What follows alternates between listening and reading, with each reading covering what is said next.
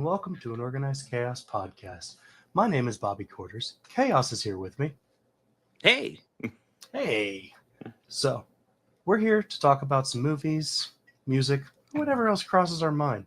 But here is also the home of the most unbiased, genuine thoughts. We're not going to do anything just to say it, just to make money off of it, because we don't make a lot of money off this. In fact, we don't make anything. We just give our opinions. And our opinions are free and unsolicited, but they're not hateful ones. That is the important thing. Yes. But also, while you're here, please make sure to like, comment, and subscribe to my channel, that is Bobby Quarters, the podcast channel, Organized Chaos Podcast, and Chaos's channel while you're at it. So thank you for watching, and do enjoy.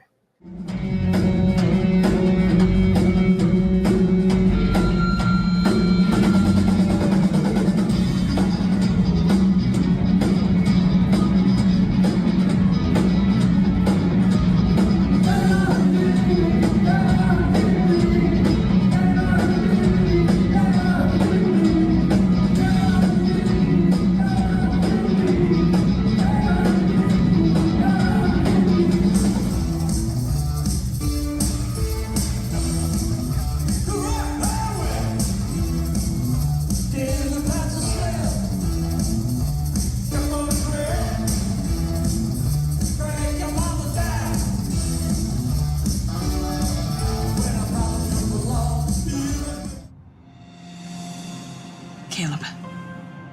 What's that one? Right there. Right there. One day, when we have our own ship, we are going to go visit Earth. That's right. Bye-bye, Mommy! I love you! Mama? I'm so sorry. You hold on to how much you hate me right now, kid. It'll keep you warm at night. Find him! Portal breach. Caleb, I've been looking for you every single day for the last 15 years. Come with me to Starfleet Academy. The Federation will help you find your mother. That thing is taking us to the school? That is the school.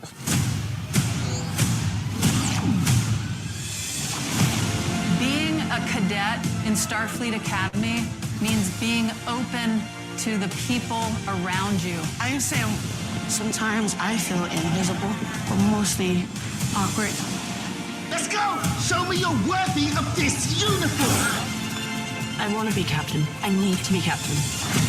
My family, you're either the center of the universe or you're nothing. A warrior does not let a friend face danger alone. I've spent my whole life getting away from stuff, letting someone in. It's hard. If I lose control, I can hurt people. Doesn't scare me. I'll owe you something. It is coming with a big red bow just for you.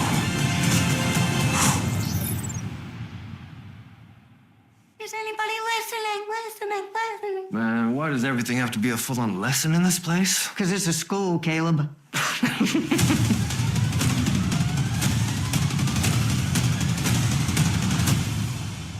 It's time for you to stop telling the story. Be a part of it.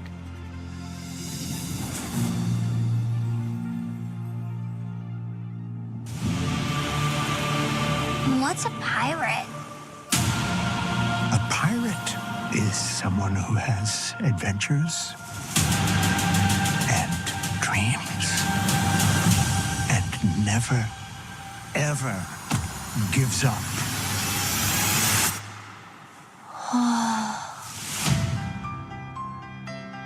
My friends. We put together an amazing crew, made it to the Grand Line, and now we're one step closer to our dreams. So let's celebrate!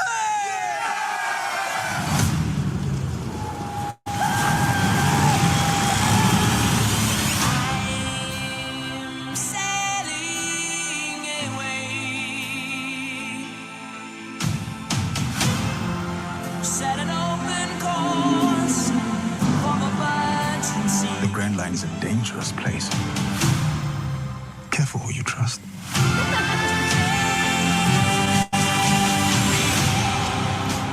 So you're a captain of the Strawhead Pirates? Mighty D. Lucy. You're going to watch your friends die. You will never find the One Piece. Or be king of the pirates. Bing, bang, boom. These Baroque war guys are different. They're crazy powerful. Little help here! Bye-bye, baby. But there's nothing we can't take on. Together! Beat down time, baby.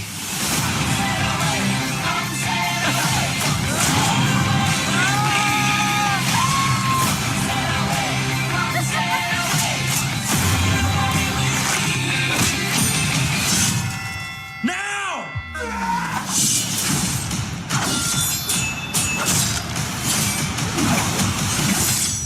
Good sword. Sometimes you end up somewhere you never thought you would. And you meet people who stay. That's what the journey's all about.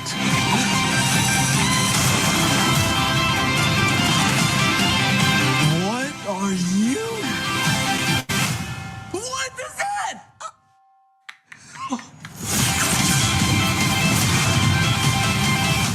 This is the most fun I've ever had. Awesome!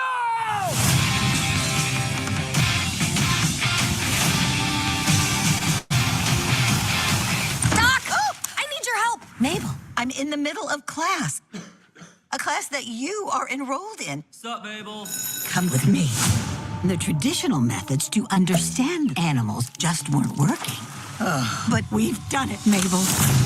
We created a revolutionary technology that gives us unprecedented access to the animal world. We call it hoppers. Huh? We put this into this. Yes, this into this. Mabel! Be careful!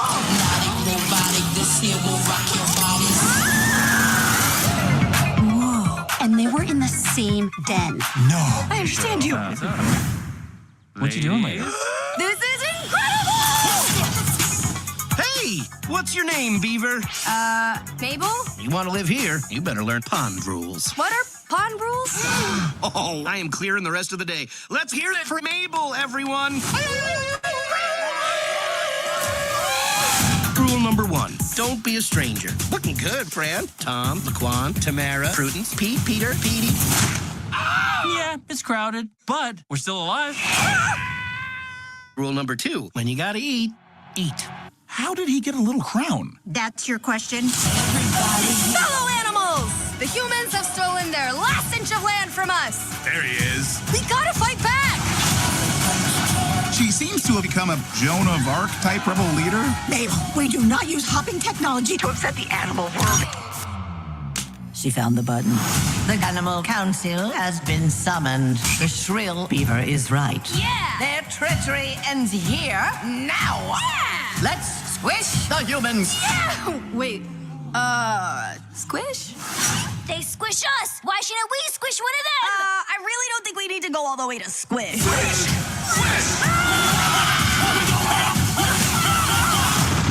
That was intense. Everybody here getting out of control. Over here! Your life is in danger. You must do exactly as we say, Harry. LOL, I mean, Jerry. Drive now. Rocket ship. My maker told his tale. And I will tell you mine.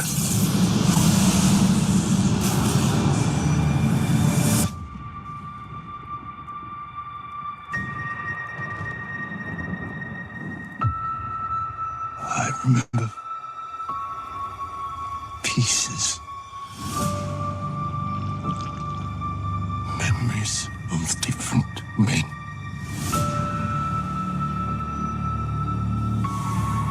And I saw it. Your name.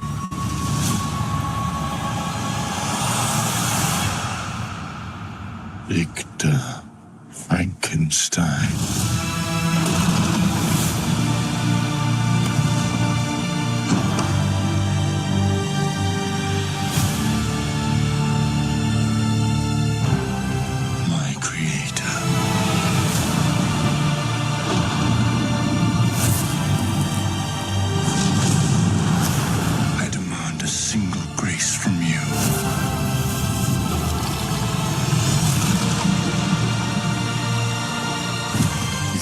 help to award me love,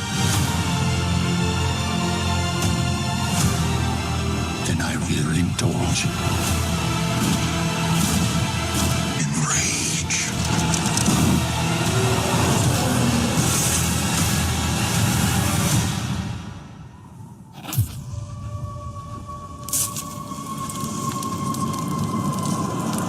Now, run.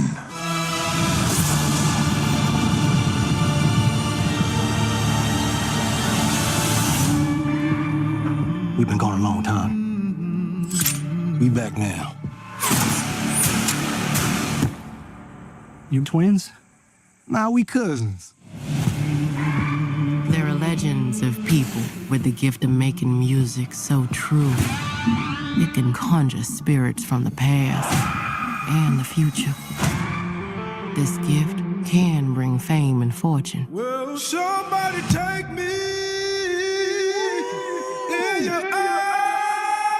But it also can pierce the veil between life and death. Listen here. This ain't no house party. Shit. Y'all ready to drink? Y'all ready to sweat till y'all stink? You want some? You keep dancing with the devil. Careful, boy. You gonna bite off more than you can chew. One day he's gonna follow you home. You got us a problem now. What the hell going on? Oh, we heard tale of a party. This world already left you for dead. I can save you from your fate. You don't need no saving. Yes, you do. And you are? I am. Your way out. Don't cry. It's all better now. Yes, I lied to you. I don't believe in magic. Ghosts, demons.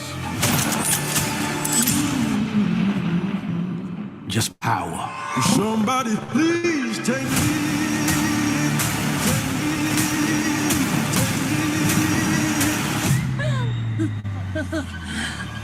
We gonna kill every last one of you.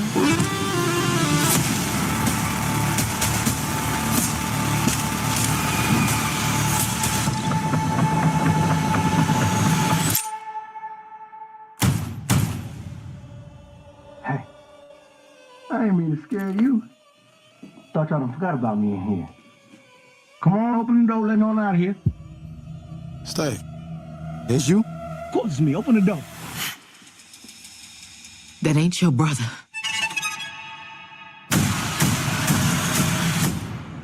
Lied to you.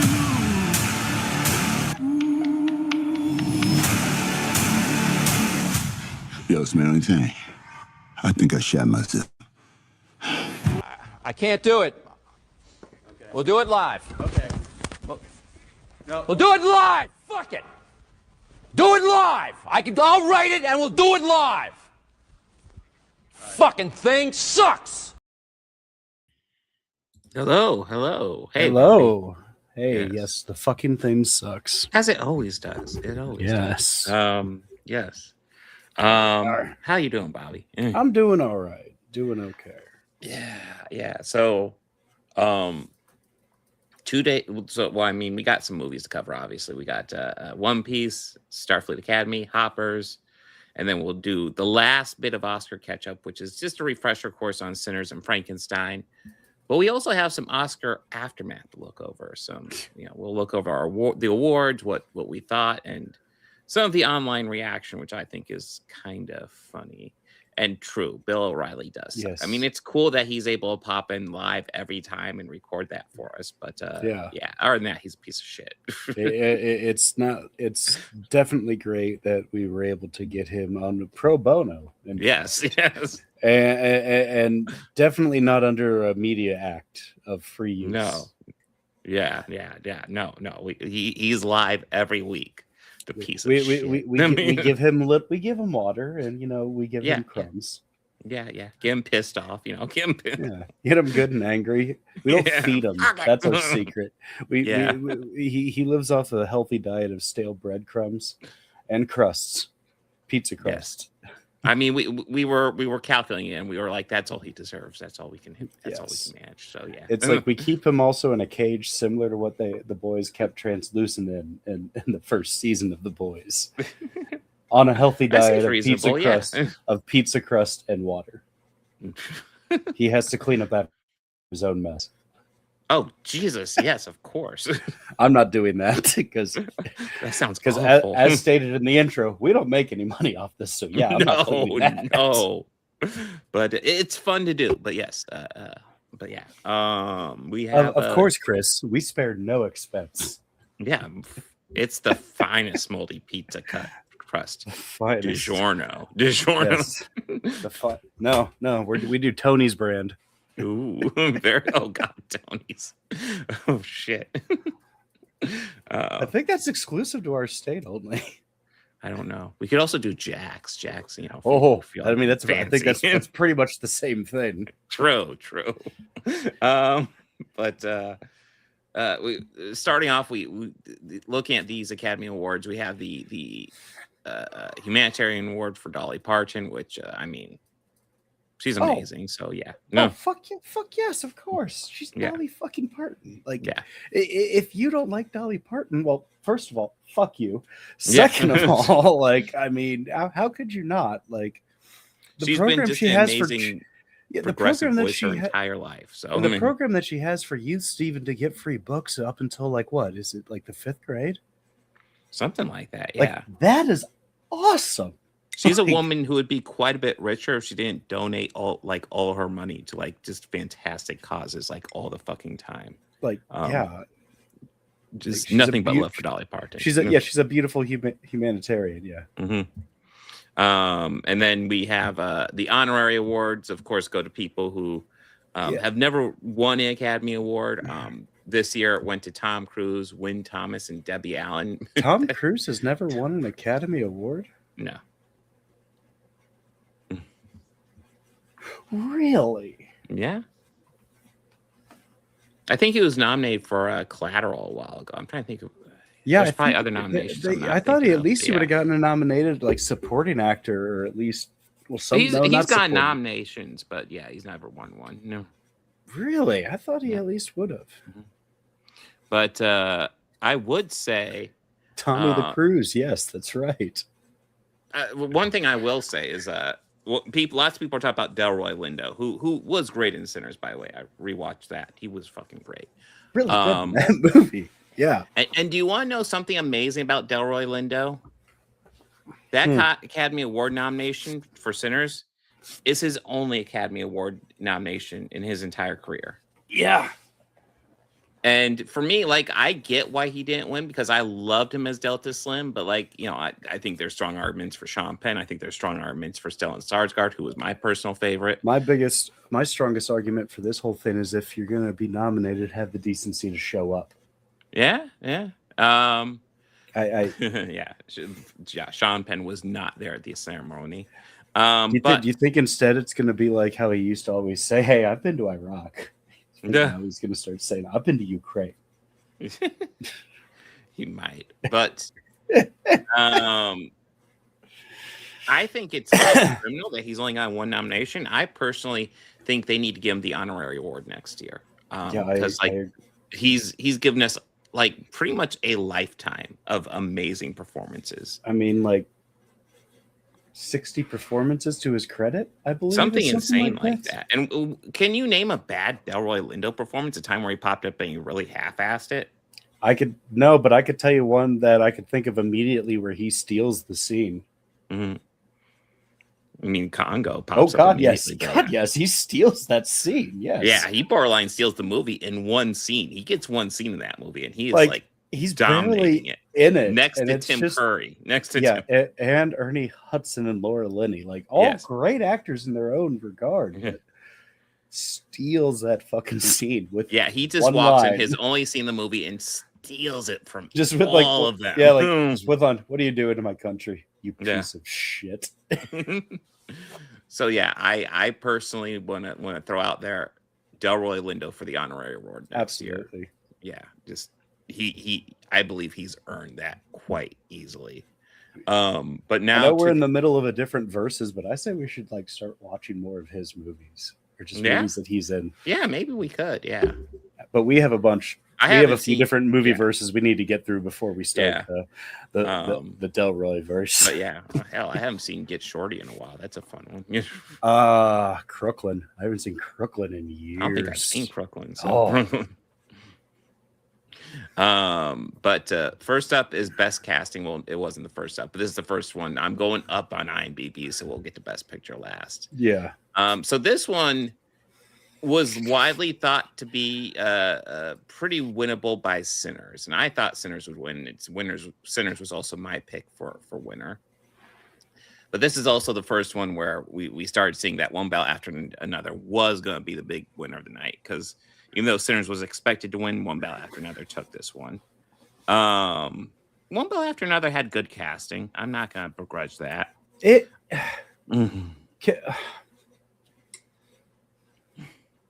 Yes, it did. Mm-hmm. But I don't necessarily think let's say 5 major players would qualify for something like that. Yeah. As opposed to like even Marty Supreme had like a whole like collective cast and every player played their part. Same even with Sinners. But that's just my 2 cents on it. Well, I don't know. Like One Bell After Another, I want to say we have Leonardo DiCaprio, and then we have Sean Penn, we have Benicio del Toro, and then we have the daughter. Yeah, those are like the major players throughout that movie. There's other roles that are minor, but the yeah, daughter, those are the major or ones like the wife in flashbacks. Yeah, and but and the military top brass guys. Yeah. Again, yeah. There are other characters, but those are the 4 main ones. Marty Supreme. I'll be honest, it's Timothy Chalamet through most of that movie. Gwyneth Paltrow pops up occasionally. Tyler, the creator. His girlfriend pops up occasionally. Well, I guess Gwyneth Paltrow would also count as a girlfriend, but yeah. They have a fickle relationship. Secret Agent had a really good cast as well. Hamnet was a great cast. Honestly, these are all great cast, I have to say. And I'll even say of these 5, I think my least favorite of the casting, at least, would be Marty Supreme. But yeah, I was hoping for Sinners on this one, so that was a little disappointing. But then again, I do respect One Bell After Another. Next was international film, which I've only seen 2 of which. I will say I enjoyed Sentimental Value more than Secret Agent, but yeah, that's where that I'm one at. sounded like the better movie to me. Yeah. And then best documentary, I haven't seen any of these. Went to All the Empty Rooms. Oh yeah, but I do think they sound like a interesting documentary, essentially about school shootings, and the empty rooms are the empty rooms of the dead children from school shootings. So it's like that seems important. So yeah, because seems like a good one to go about. They've definitely been something that has been prevalent in our culture since we were in school. Mm-hmm. Well, Chris, yeah, the wife in One Bell After Another, I am not a fan of her whatsoever. I don't know if she quite qualifies as the wife, the mother of the daughter. The actress? No, I thought the actress was fine, just the character I didn't. Oh, the character. But yeah, I mean that was what it was supposed to be. Yeah. Yeah, agreed, Chris. Yeah, best live action short was a tie actually, which nobody predicted. I don't even know. Has there been ties in the Oscars before? I don't recall any. There is the time that Warren Beatty flubbed it. Yeah, true. He got the wrong envelope, which was that's fun. That's fun. But yeah, best live action short went to The Singers and Two People Exchanging Saliva. And then next up we have best animated short. Again, I haven't seen any of these. That went to The Girl Who Cried Pearls.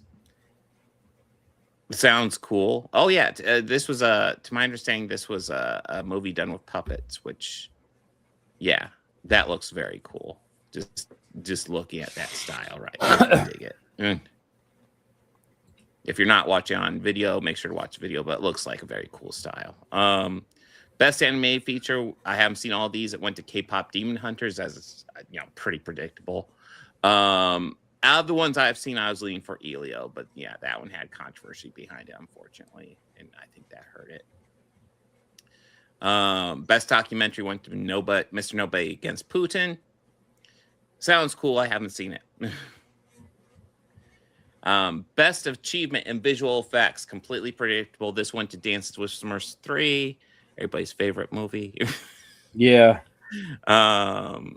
I've seen most of these, but not all of these. Like I saw F1, Jurassic World Rebirth, and Sinners. The only one I haven't seen is Lost Bus. I'm willing to bet you, without seeing it, I'm willing to bet you Lost Bus is probably better than any of the other movies nominated up here, except for Sinners. That goes without seeing it. Yeah, bet that too.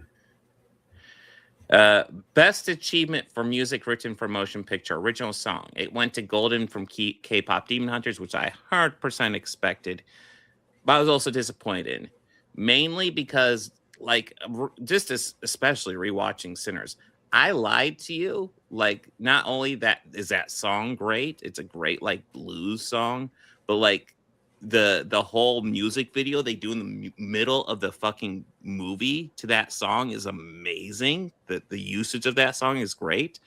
I really feel like it should have won. It didn't, but like, So they kind of recreated it, even with camera movements and stuff for the Oscars, and it was pretty cool. I only have one complaint about it. Ooh. They had Buddy Guy with an electric guitar up there, and the cameraman just... That's it? They just sweep past him? What Sweep the fuck? A couple of times. I mean, don't get me wrong. They also have Earl Graves up there, who is a phenomenal guitarist, and also this younger blues guy. I believe his name is Christone Kingfish, something. But like he's a kid who I've been following for a couple of years now. So as a fan of his, seeing him like start as just a humble kid recording on Instagram playing guitar with like a cheap knockoff one to play in the stage with the Oscars next to Buddy Guy and everything else. That's just, I'm so happy for him. I mean, I'm a little bit disappointed they didn't focus a little bit more on Buddy Guy for no other reason than that he plays a pretty significant role in the movie.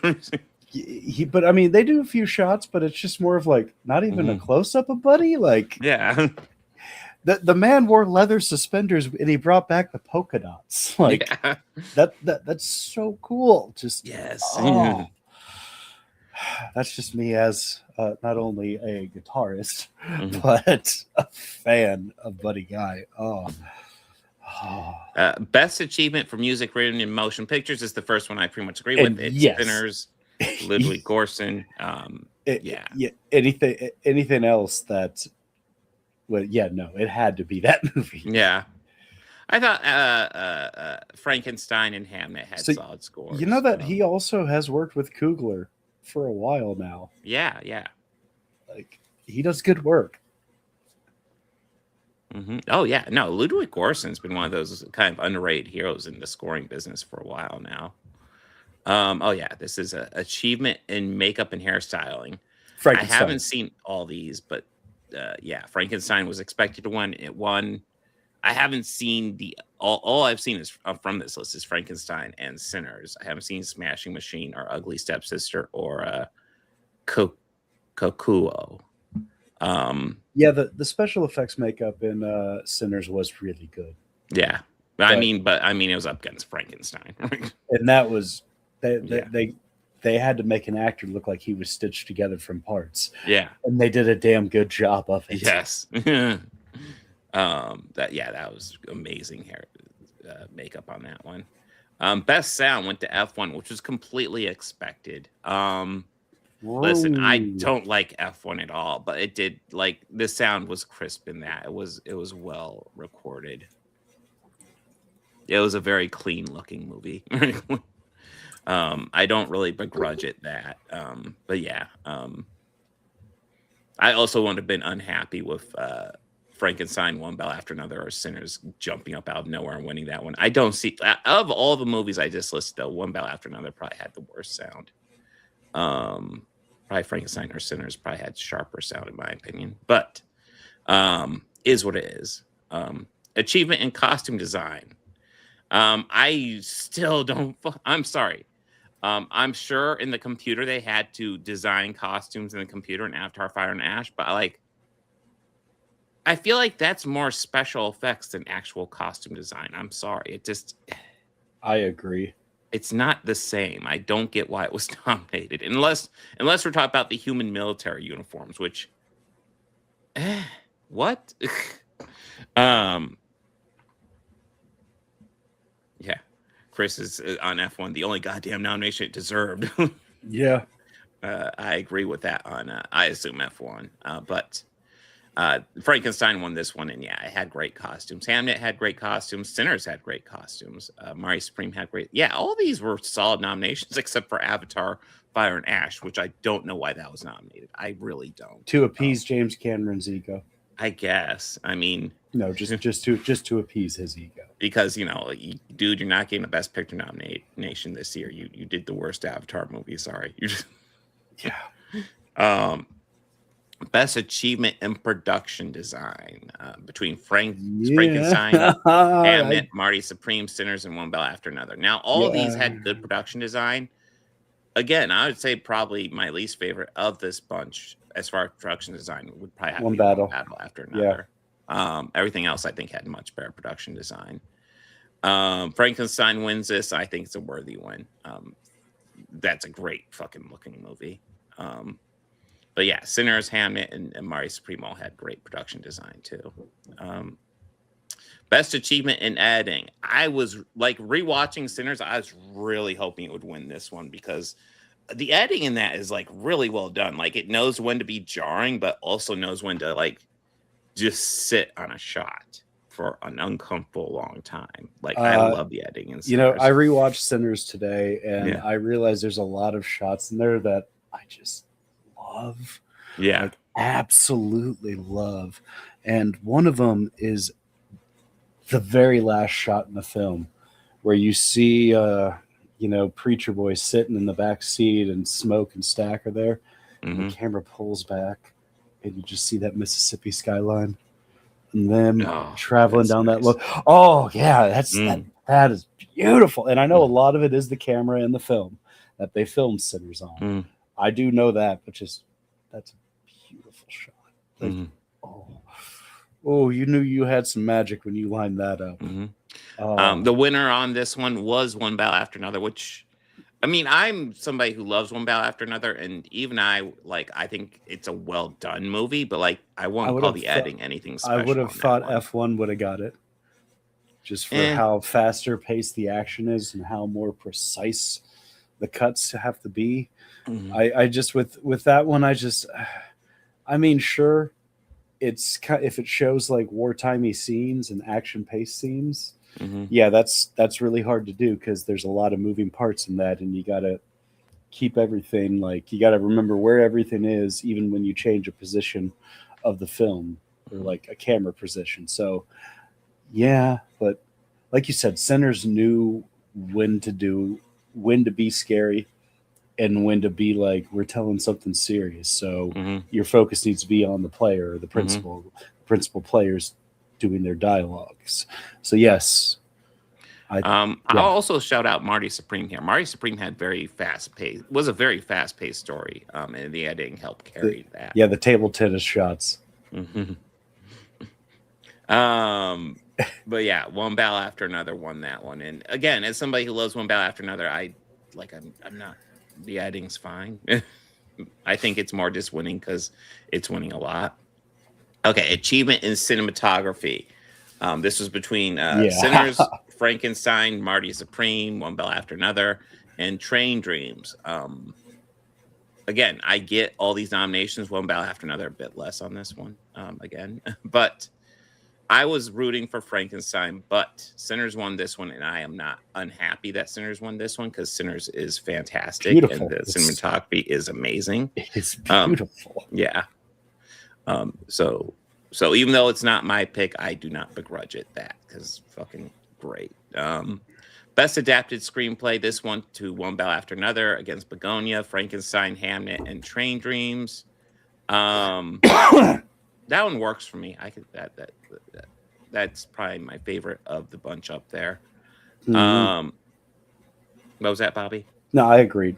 I mean, maybe Begonia would have been good, but Begonia's cool. God, Begonia's great. You know, because I did have a movie chance is to actually crazy. watch it, but yeah, the movie is fucking batshit crazy. Dude, that movie is batshit crazy, and it's probably the most accessible movie by that director, which tells you how insane the director gets. Because holy shit.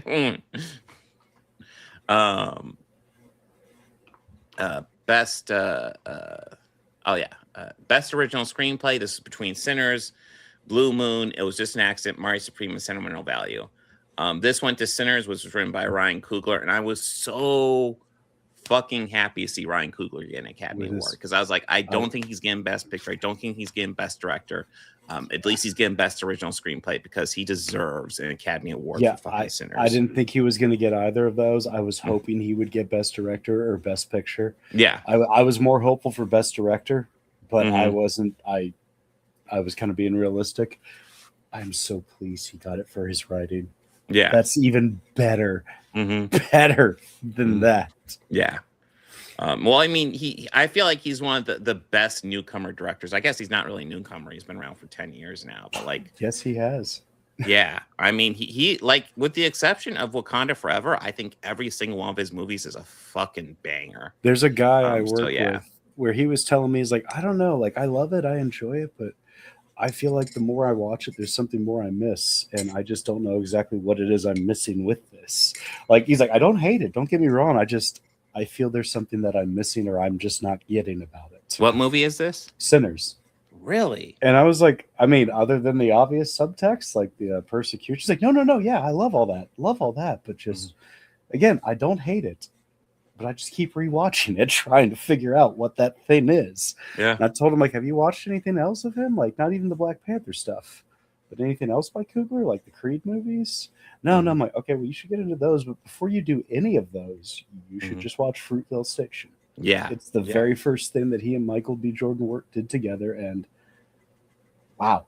Yeah, Michael B. Jordan's been a mainstay with him. And fuck, man, they're very talented guys. So but I just think it's interesting. But I brought that up, so I also told someone, like, yeah, you have to watch those. And if you like the Rocky movies, you'll love the Creed ones because they're literally a love letter to Rocky. Yes. The first one is literally a love letter to the Rocky series. Oh, dude, yeah. Sylvester Stallone's amazingly good in that. Not to mention, like, just so much else. But yeah. Best achievement in directing. This was no shock. It went to Paul Thomas Anderson. I was rooting for Chloe Zhao or Ryan Coogler, but again, One Bell After Another is a really good movie, so I can't really begrudge that. But it wasn't my pick. No, it wouldn't have been my pick either. But Paul also has been putting his work into Hollywood, and even trying to get stuff, and he's made some really good movies. No, he is a good director. So I thought Civil War was a great movie. I enjoyed that. Well, no, Civil War is is that the other guy? It's not Paul Thomas Anderson. It's Alex Garland. That's right. What's the other Paul Thomas Anderson has done There Will Be Blood. He did Magnolia. He did Punch Drunk Love. He did. That's right. Okay. Yes, that Magnolia. Boogie Nights. He did Boogie Nights. That's right. Okay. Yes. I don't know why I just got those two mixed up, but yes. Their names are not similar at all, but yes. I don't know why. Yeah, it happens. Best performance by an actress in a supporting role is between Amy Madigan, Elle Fanning, Inga. It's daughter Ileana, who I slaughter. Although she was my pick for winning this, I was hoping she'd win it. Tiana Taylor and Wunmi Mosak, who is great in Sinners, by the way. It went to Amy Madigan. She wasn't my pick, but I thought Amy Madigan was great in Weapons, so I don't begrudge her that at all. Kind of was, and Yeah. also that's a horror film that won an Oscar. Yeah.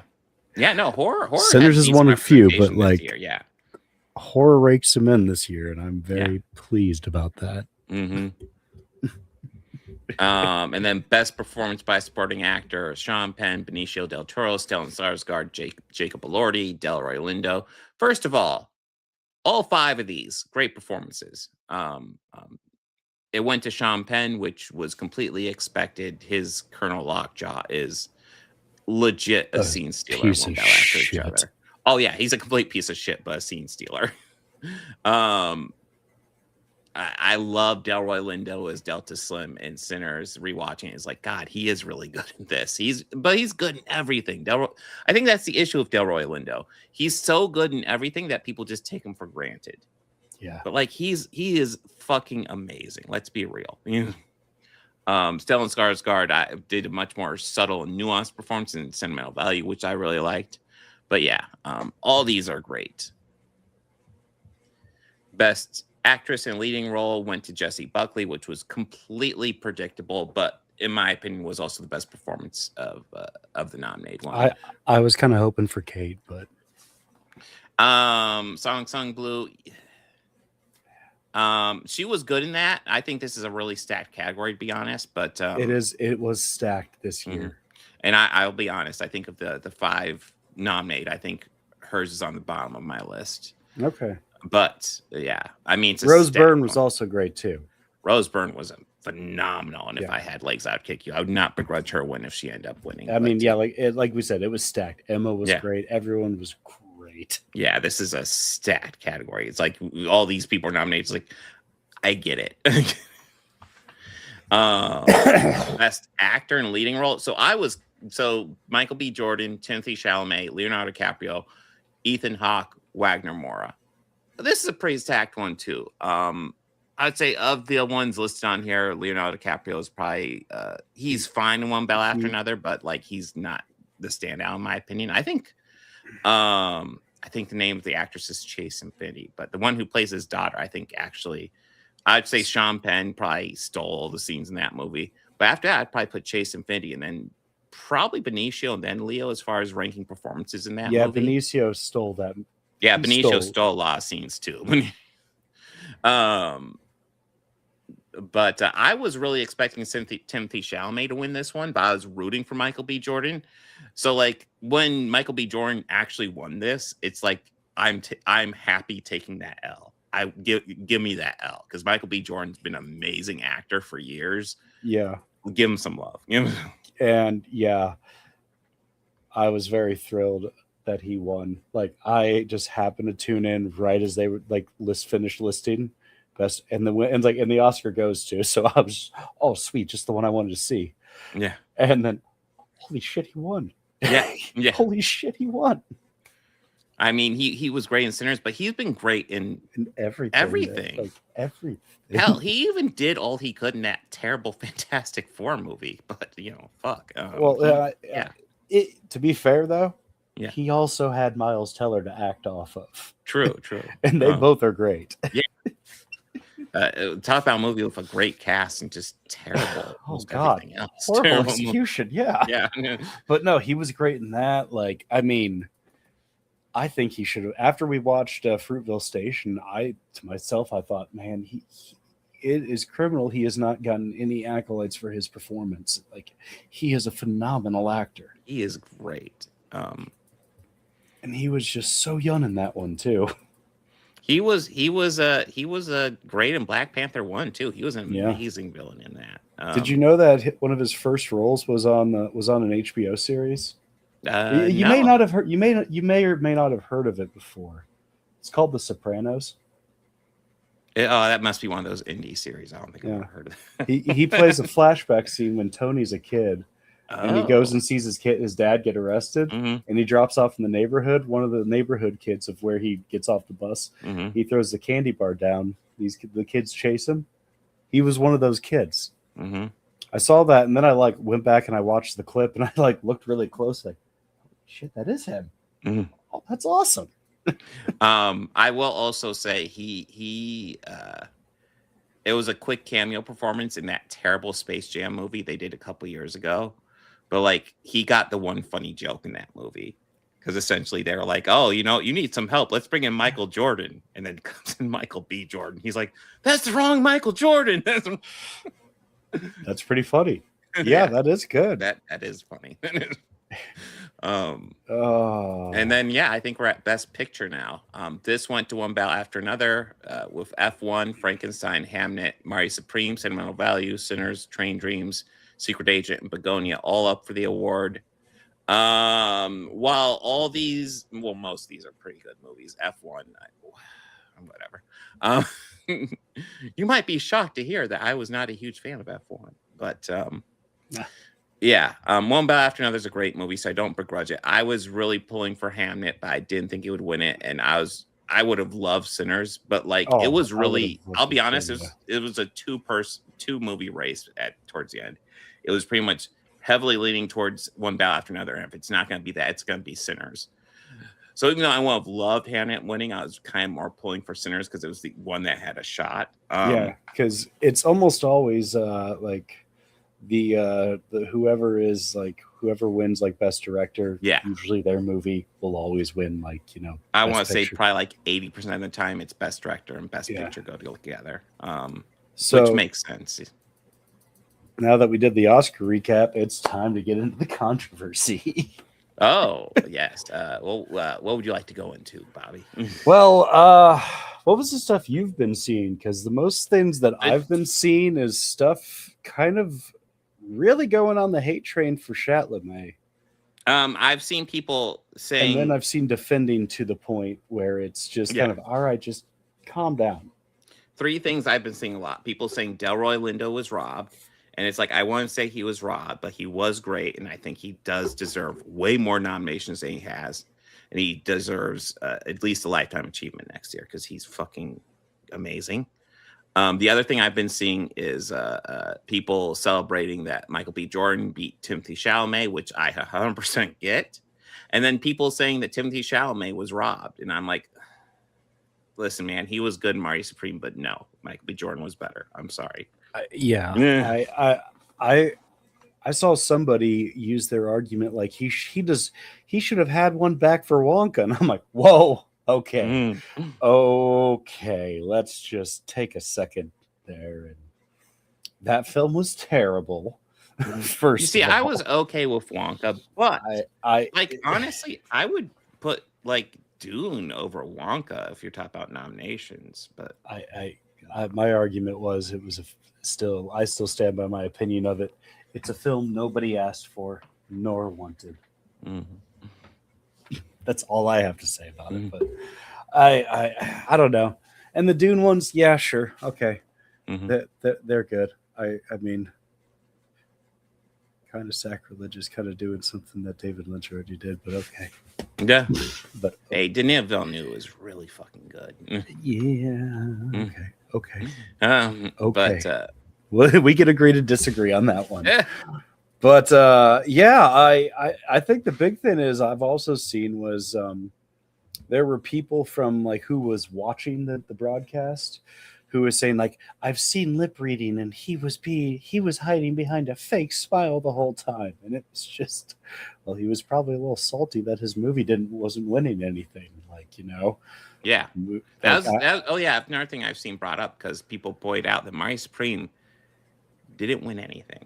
They got quite a few nominations and didn't win a single one. I think, and I've seen people pointing to his comments being the reason why it didn't win anything.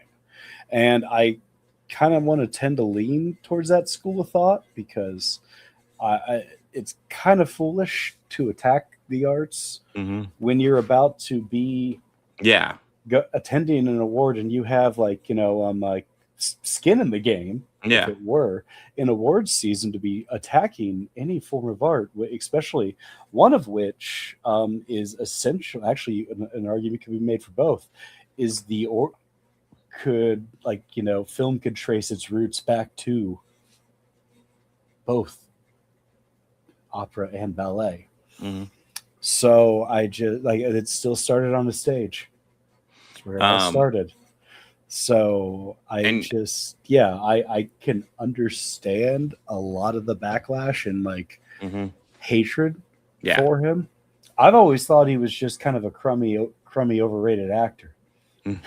So it's just like now that it's cool to hate him, I'm just kind of being quiet. Well, here's the deal. People are talking about how Marty Supreme didn't win anything. You know what else didn't win anything that I was pulling for? Hamnet. Hamnet didn't win crap, and it doesn't Sentimental have, Value also didn't win anything either. No, Sentimental Value got best international movie. Okay, and what was it? Like the train one too. Train Dreams. Yeah. Yeah. I mean, there's plenty of movies that didn't win. Plenty of better movies, in my opinion. Well, yeah. Hamnet especially is better. Well, but none of them star the new hot ticket person.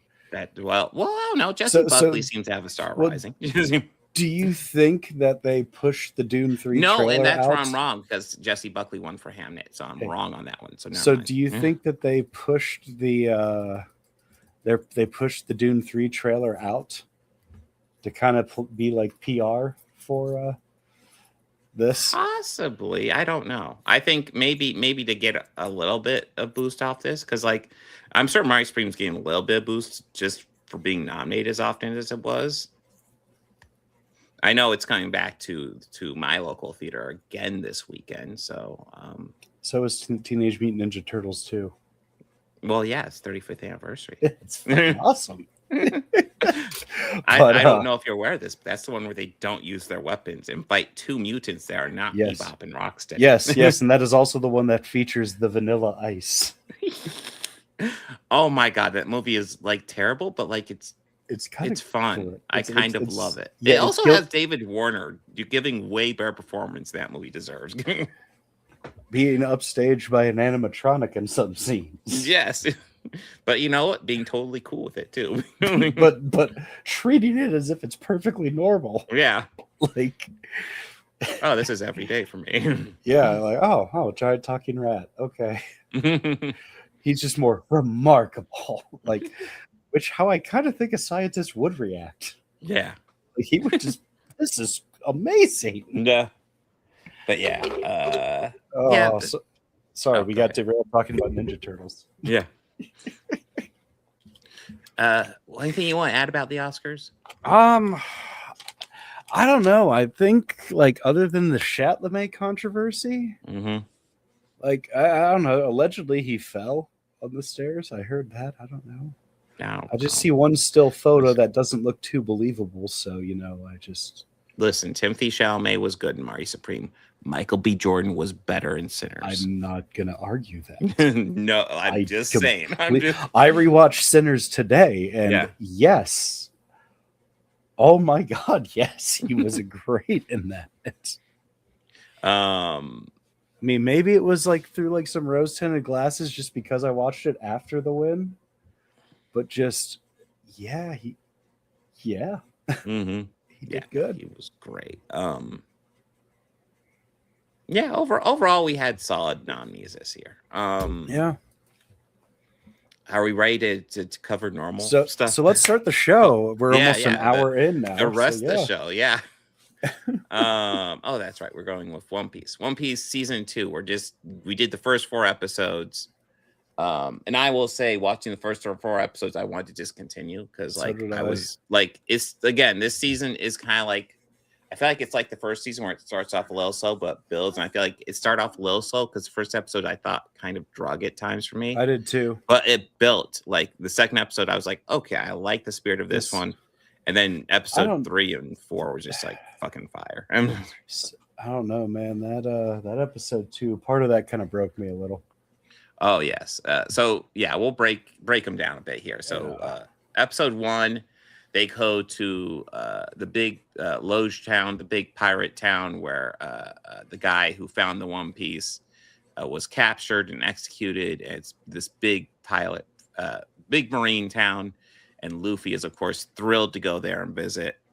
And probably the best part of that episode is probably Zoro picking out his swords. I really like that bit. That was pretty awesome. Yeah, he needs new swords. He has the sword he got from his friend from forever ago, but like his other 2 swords, he needs new ones. And he finds this sword. He's like, "Oh, this is a great sword." And they're like, "Oh, that sword is unlucky. I couldn't sell that to you." And he's like, "Oh, now I really want it." Yeah, he ends up getting that one. But yeah, I like that. Yeah. I will also say this episode kind of concludes the whole Buggy the Clown and Alvida storyline that was kind of introduced at the end of last season. And I was happy to wrap that up and just move on to something else because, yeah. Yeah. When Buggy showed up, I was like, oh, that's right, the clown. Yeah. That's right. And his, yeah. Oh, now she ate some magical fruit and everything's, oh. She ate the slip, so now everything slips off her. Fine. Oh, that's fine and convenient. Yeah. Happy St. Patrick's Day. A little bit behind on that one, but yes. Yes. Happy anniversary of forcing Christianity to an island. And drinking green beer. Well, no, yes. Of course, they dye the river green in Chicago, and they're drinking the green beer. And well, no, they don't. They don't dye the river green. They dye the beer green.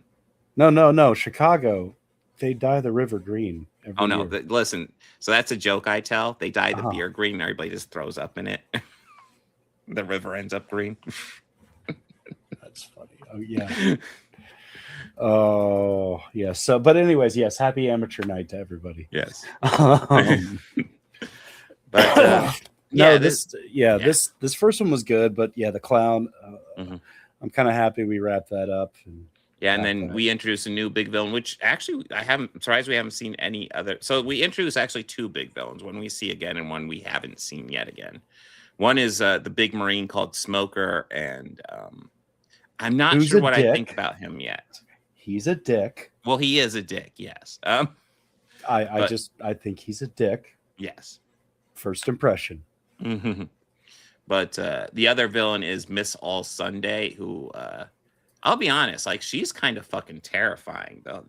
Her ability to just like generate hands all over the room and fucking kill people with it. It's like, what the fuck? That's batshit and kind of wild, man.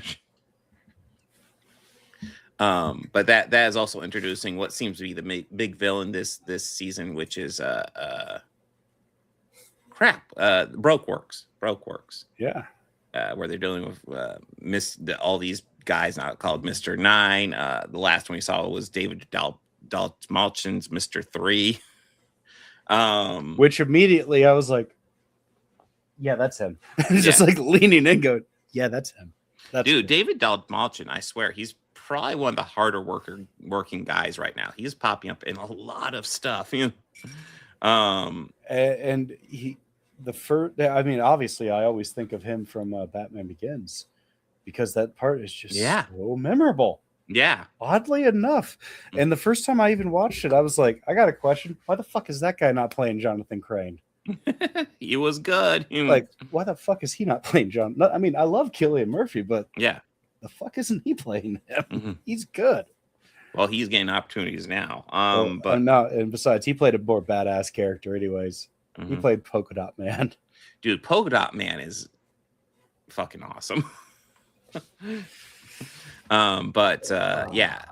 next one is Good Whale Hunting, where they encounter they cross into the Grand Line, and it definitely is the setup for the season and possibly the rest of this series, where essentially they're just going to islands and encountering people and having adventures there. And so far, I'm kind of down with it.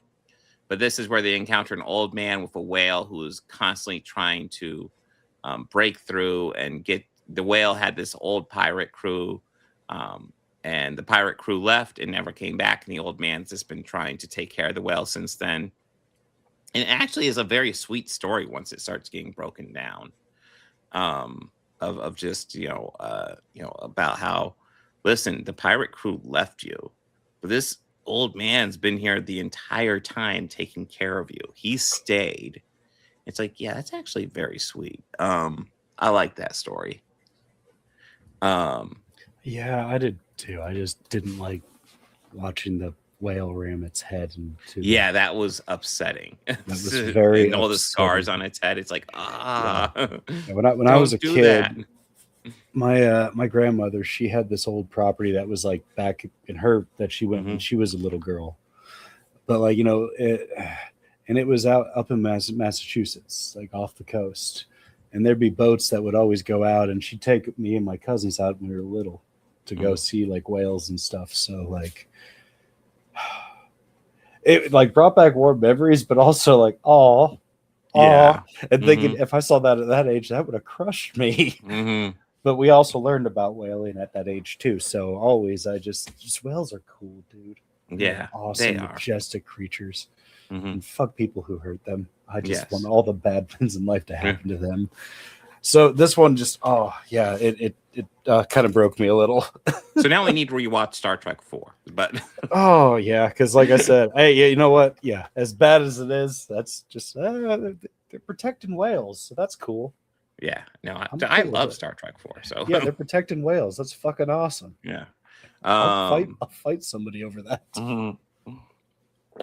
But that brings us to when this I feel like the season really starts up, where they go to whiskey business, where they encounter this town that's super friendly to pirates, which is like off-putting immediately, just like what? like Disney levels of welcome. Yeah, It is very off-putting. it's like we're fucking pirates, right? I But love yeah, how most of them go with it, but the only one who still has his wits about him is Zorro. yeah, and Like- dude, he gets probably his most badass moment in the whole series during this He got to episode. It's like fucking hell. He got to break in his swords. Yeah. It was So awesome. So they're super friendly towards pirates because what they do is they bring them in, they get them super fucking drunk, and they murder them. That's their And whole rob them. plan in this town. Yep. And it's part of the Brokes Works, and it's this League of Assassins that's after them. And in this town, there's 100 of them, and Zorro finds himself having to face down all of them, and he does it. All 100. He kills some people. He gets Yes, a body it's count like, in this one. Holy shit. And it's like confirmed. Yeah. Those were his. Those Yeah. were his kills. Dude, he's already competing with the Invisible Man, Claude Rains. It's like, damn, man, he gets a few more on his book. Serious I competition. mean, he's already in the same playing field. Yeah, he's in the same number of digits. Yeah. I think what he needs, like, what was it, 139? Yeah, it was like 139 Invisible Man. So Yeah, so he ain't far off no. already. But yeah, he goes through them all, and it's like, damn, fucking badass. But this is also where we see some people who are kind of betraying Broke Works. One of the two of the characters we introduced in the whale are Mr. Nine and Miss Wednesday. And what we find out is they're trying to break through Broke Works, and they encounter Mr. 8, I want to say is the guy in the town. And he's trying to help them, and he kind of sacrificed himself to allow them to give Miss Wednesday a chance to get out. Mr. Nine's already gone at this point, but I was a little sad that Zorro didn't get to do the final deed for Mr. Nine.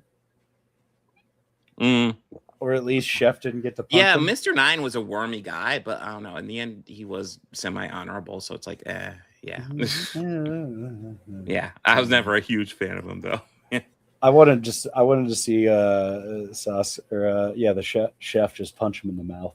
That's what I was waiting for. Yeah. When he was monologuing there, I went, and cue Chef to save Zorro. But yeah, Zorro and Sanjay have a competition about who is the most badass, and I hate to tell Sanjay this, but like Zorro's got a solid lead in my book. Not even close. Sure. Yeah, sure. You can kick very effectively. You kicked a Tyrannosaurus Rex. That's pretty cool, man.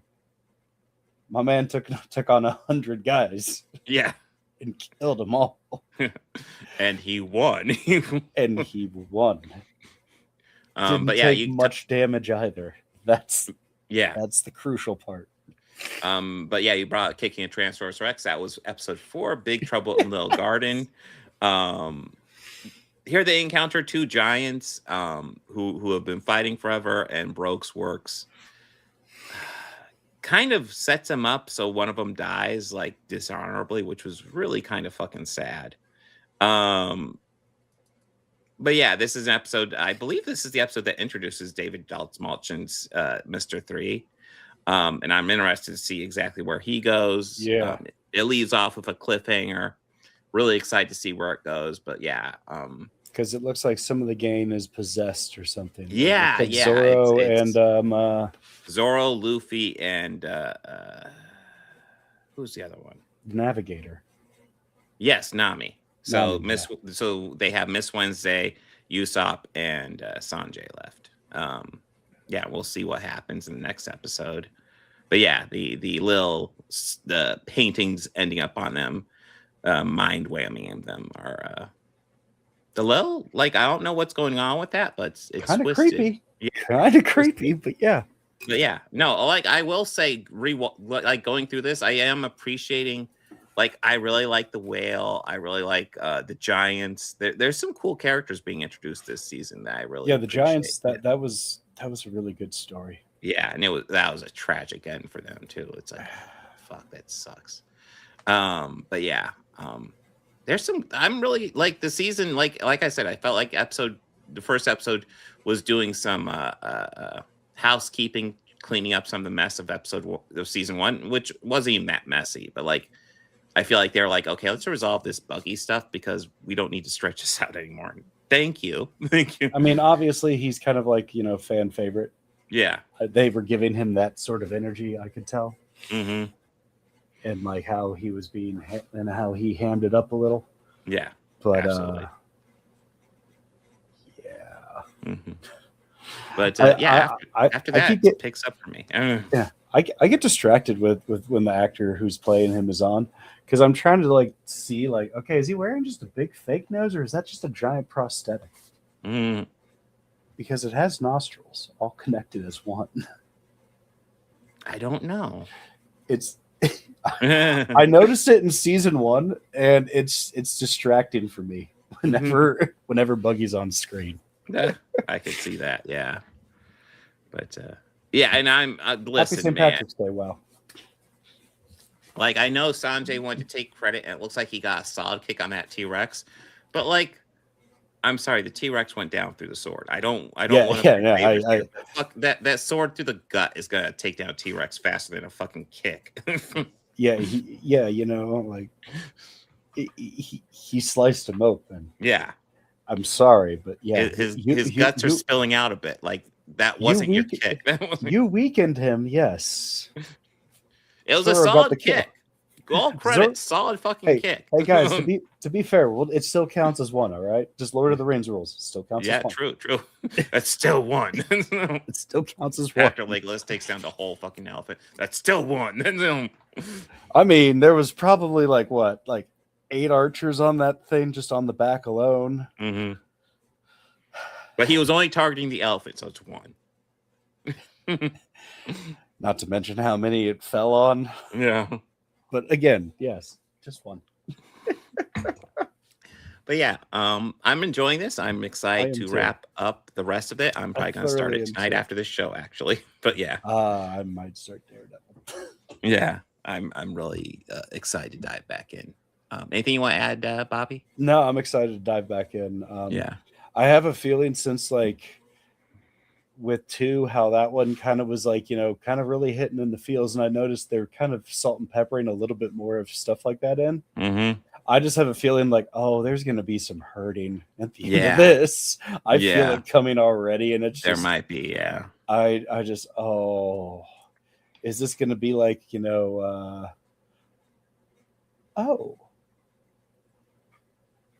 I'll bring it up at the end of the show. I just like losing a favorite character to a show very suddenly.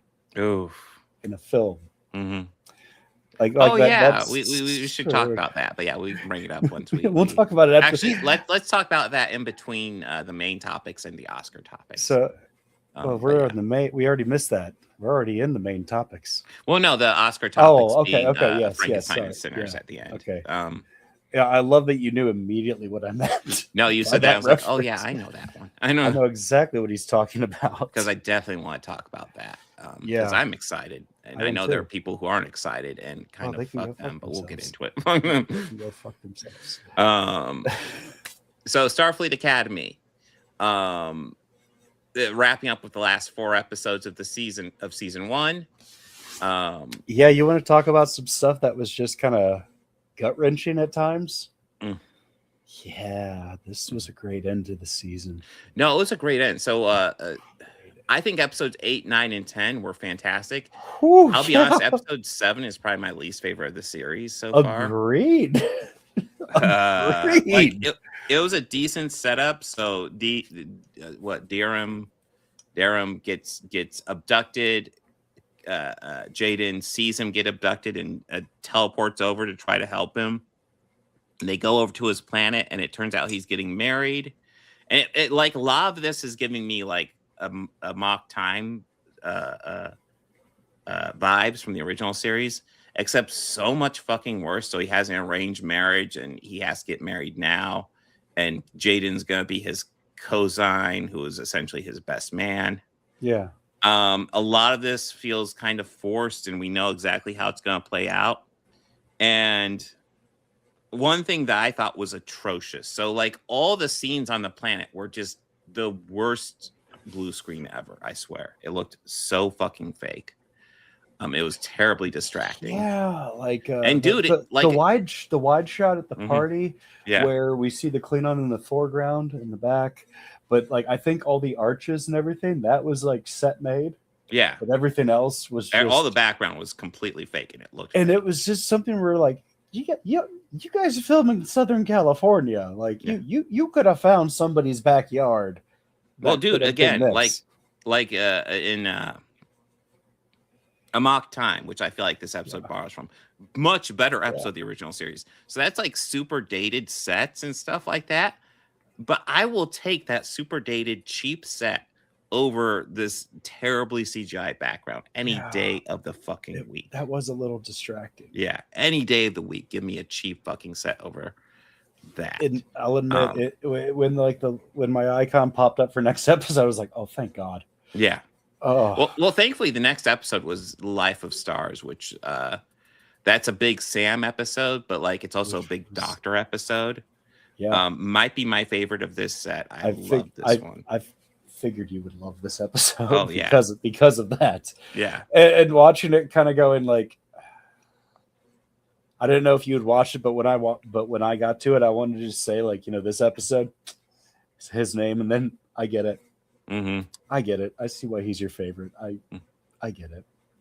But yeah, the top 5 for me now. But yeah. Yeah. So this Sam is glitching from these like they've been trying to fix her from the glitch you got from Come Let's Away, where she essentially was hacking the computer but getting really damaged doing it. And they've been trying to fix her, and it just everything they're doing to fix her is just failing. And it's also kind of a sequel to the Voyager episode. I don't remember the title, but it was the episode where he has a holographic family. And at first everything's perfect, but then he asks, but it's like too perfect because he just designs it himself. And essentially, B'Elanna reprograms it for him to be like a real family, and it gets gut wrenching in that episode. It's kind of a gut punch. It's a solid Voyager episode, especially for Voyager. Voyager, not the best Star Trek series, but like.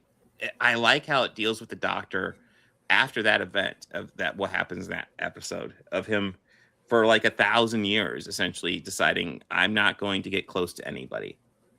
I'll just be professional and do my job and, take care of people as well as I can.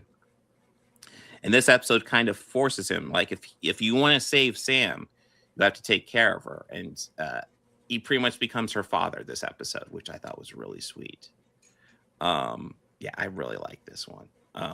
This is a really nice one. Oh, yeah. And did you recognize the voice of the Maker, who are like the overlords of no of Sam? No. It's the actor who I can never pronounce his name. Chiwetel Ejiofor or whatever. But like, Serenity, Four Brothers, Martian. Yeah. He has a role in Starfleet Academy, which I think is very cool. That is very cool. Yeah. And I mean, not only that, it's kind of more of one of the ones like, if you know, Mm-hmm. like the nod and the wink roll. Yeah. Yeah. Which honestly, I forget Stephen Colbert is the voice. I love Stephen Colbert. And every time I hear it, I just went, oh yeah.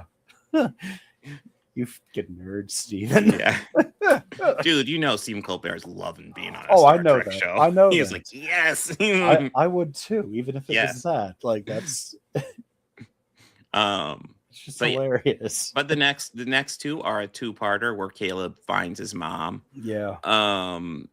And yeah, she has to come face to face with Starfleet and Captain Aki in particular, people she's hated for decades at this point, maybe just a decade, but like for a long fucking time. The return of Tatiana Maslany, fucking great actress, by the way. Like when I first saw her in the first episode, I didn't even recognize it was fucking her. Yeah, she just transforms every role. It's amazing. But yeah, he tracks her down, and then we also get the return in episode 10 of Paul Giamatti as New Spraka. Yes. Again, fucking chewing scenery, and I'm loving every moment of it. And it's just such a fucking asshole. Yo, he's terrible. He's mined the entire Federation with the return of Omega particles in our Voyager reference. I guess Voyager references make sense considering the Doctor's there, but yeah, he's figured out how to turn the Omega particle into a fucking bomb, and we know fucking how devastating that is. And they have to figure out how to unmine the Federation to allow the ships out, with the Athena being the only ship that's not in the minefield. Overall, a solid conclusion to what I think is a decent first season. I would actually probably argue this is probably the best first season of live action Trek we've gotten in the modern, in the modern era. Yeah, of new Trek. Yeah. Yeah, I would still put like Prodigy or Lower Decks season 1 before this, but I think the only real competition would be Strange New World season 1, which is really good. But I think this is probably at least in the same league, if not better. It's not perfect, but you know what? Season 1 Trek is rarely perfect. In fact, it's quite frequently imperfect. But yeah, I think this is a solid season. It has issues. It's not perfect, but solid. What do you think, Bobby?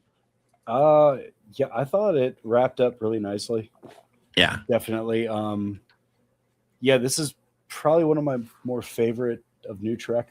Mm-hmm. Like I like it more than Discovery already. Mm-hmm. But I started off really liking Discovery, and then it went downhill for me. Mm-hmm. See, I like later Discovery more than early Discovery. The writers forgot everything about the captain, of who she was when they came back from the void. So I just no. that was my complaint when we watched it, but I don't know. I do enjoy Strange New Worlds. Mm-hmm. I feel it's way more hit or miss. Dude, season three had some bangers that kind of purposely fucked up, in my opinion. Season 3 was a frustrating season. Yeah. But season 1 and 2 of Strange New Worlds are solid. It's really good. Yeah. But we have season 4 coming out later this year, so we'll see how that turns out. We'll see how. Then that is the final one, isn't it? No, we got one more after that. Okay. They have filmed the 2 final seasons, but they haven't. Yeah.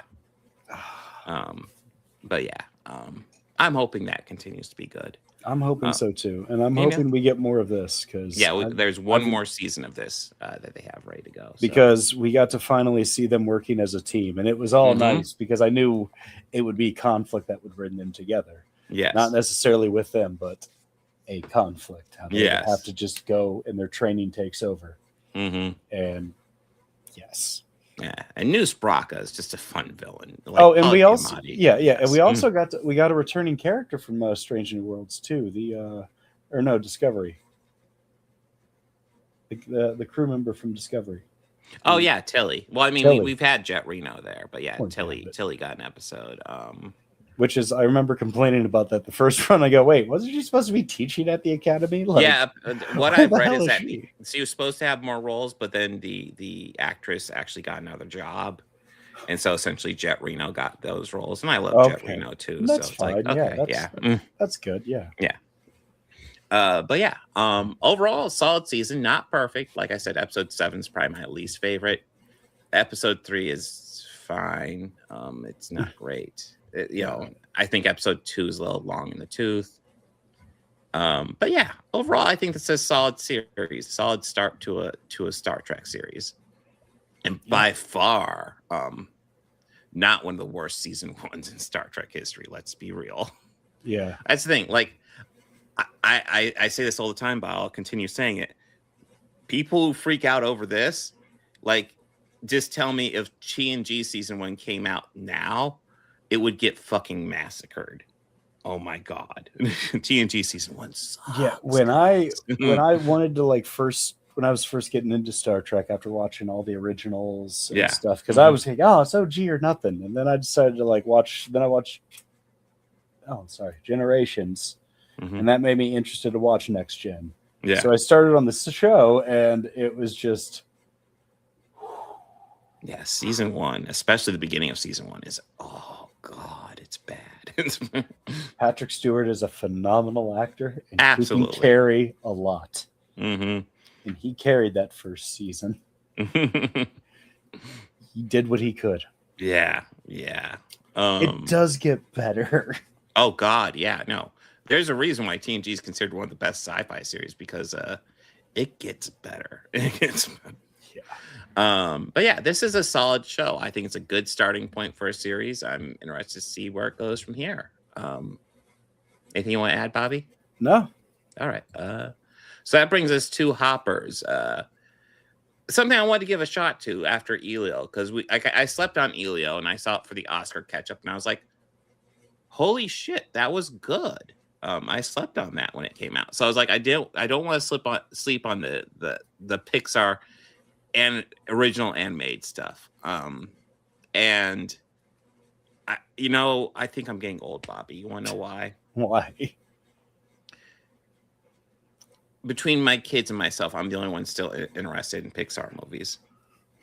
They've all outgrown them, and I'm like, I like the Pixar movies. Maybe.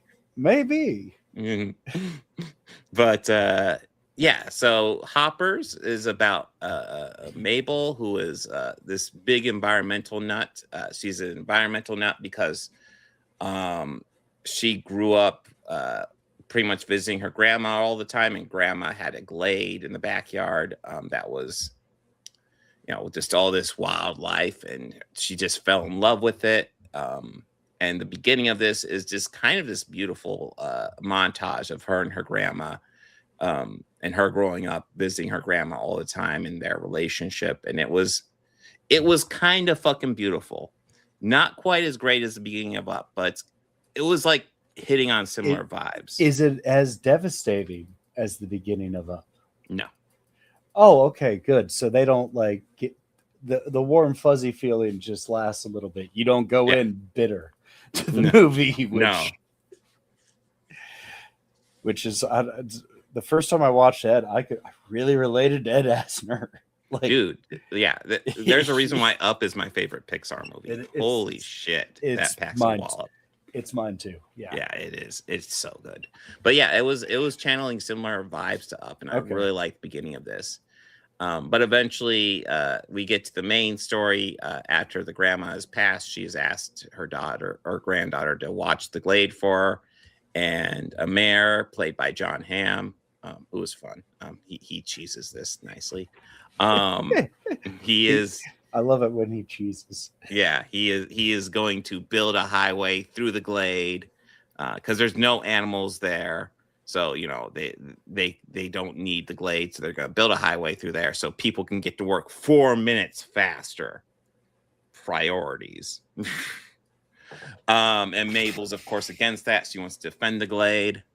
And a lot of this, but she eventually stumbles into this fake beaver who she's trying to. Essentially, what she learns, there's no beavers living there, and she needs to get a beaver to live there because the only reason the mayor was able to move the highway there is because there aren't any animals living there. So Mabel's like, I need to get an animal to move in there. Then it will be resolved. And she's able to find a beaver there, but the beaver goes away. And she follows that beaver trying to come back to the glade, only to follow the beaver into this laboratory and find out it's a robot where these scientists have figured out how to study animals. And what they do is they're able to move their brains into this robot animal for a short amount of time and communicate with the animals. So Mabel does that and goes to communicate with the animals, get them to live by the glade. And what they find out is there's actually... when they got the animals move out, the mayor cheated a little bit and got these sonic speakers to make the animals leave that area. So the mayor's cheating quite a bit on that one. He's a scumbag. Yeah. Well, yes and no. Like there's nuances to this. But yeah, she learns a lot about animal life, and it's quite weird, the fictional animal life they set up where we have the kings to all the animal kingdoms that wear all their little crowns, and they all rule, and then they all have councils between the different species. My feelings overall in this movie, one thing I do appreciate, because I was semi-watching this and I was like, oh man, are they going to do a morality tale where it's like, oh, sometimes nature just has to move out of the way for humans progress. Or something like that. For progress. And that's not the moral of this at all. The moral of this is more that we have to learn to maybe live with nature a bit more, even if it means driving a bit further to work. Which I do appreciate. I think it has a solid moral. I just think it kind of loses something. Like the beginning had this great relationship between her and her grandma. And like once we get into all the goofy animal stuff, the movie kind of loses me quite a bit. And I'm hoping that brings together. Because the main villain isn't the mayor. The main villain ends up being the other animals who decide who figure out how to hop into human bodies and decide to try to squash all the humans, which to a degree I get, but it's played very cartoonish, and it's like, okay, sure. Okay. But yeah, this is my feelings on this are kind of mixed. I think it's okay. But yeah, it's not one of my favorite Pixar ones by a decent margin. Okay. Oh yeah, and strangely enough, there's a quick shot that indicates that this is a prequel to Up. Because it shows the scientists have been developing a dog collar that would allow a dog to speak. Or maybe it's just keeping it all in the same way. Yeah, which I thought was a fun little Easter egg, but yeah. But decent cast though? Huh?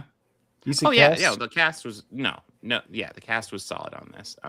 Piper Kurta played Mabel. I've not heard of her. I'm not familiar with her, but she was solid. Dave Franco. Yeah, Dave Franco, Kathy Najimy, Bobby Monahan. For me, probably the highlight was John Hamm's Mayor, who was just cheesing it and having fun. Yeah. But yeah. Mayor Jerry. And apparently he and Mabel have this past history where they're just constantly getting into arguments where he's trying to do something and she's just standing in the way. But yeah, this movie is fine. It doesn't blow my mind. It's fine. Okay. But yeah. Now, before we get into the Oscar recap stuff, our final Oscar recap. Yep. We did actually get some news, which I'm kind of excited for. Let me see actually if I can pull up the video here. But actually, do you want to kind of introduce it last week. Into the full details? Well, we had been talking about what we had been seeing, which was suspicious for a few reasons, because I see Nathan Fillion reconnecting with his old castmates of the show Firefly. And it's just kind of like, okay, maybe it's a special edition of like, you know, the movie or something coming out that they're going. And then the days went on and he's meeting with more of them. Yeah. And more of them. And by this point, he's reunited with every single living cast member. And with like something that just, and all of a sudden he and Alan Tudyk started sharing the hashtag Bring Back Firefly. So the internet was abuzz. The fandoms of Firefly and Serenity were abuzz. And they said they would come out with an announcement on Sunday. And it was this past Sunday, if I'm not mistaken. And we had mentioned it last week, and we said when we figure it out, we will talk about it. So you got the video? I think I do. Yes, Chris, it's animation, I believe. And from what I've understand, it's going to take place between the end. I think it's the end of the series and the beginning of the movie. But they're going to have it be like I think they're trying to have it be like a Lower Deck style animation. Here, let me have. Well, I don't know if it'll like Lower Deck's a bit zanier. I think they're going. Well, I mean, no, just that try to go for the animation. tone of the original. That animation style is what I'm saying. Not like how they tell the story, but like the look of the characters are going to be like by that team who made them. So that's how they'll look. I'm not sure, but that's what I believe I've read. Yeah. I believe the original was on Instagram, so let me see if I can bring that up. Okay. I'm not sure about any of this. I do know that it's just an animation, and that's cool. I purposely didn't. I'll be honest. I'm completely down for it. I purposely didn't want to see the full video because I figured we would be covering it. So.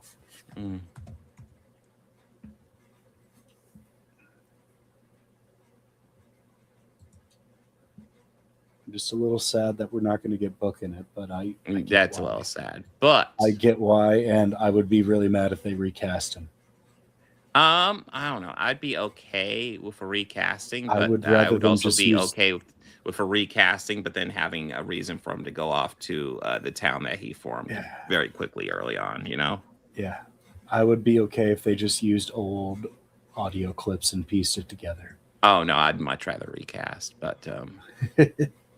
I mean, make it still sound cohesive. Like use technology a little bit, not so it's just words. So here is the original post. Okay, I have audio on. You should be able to hear. Of this moment, the word is out. We are going to try to bring back Firefly.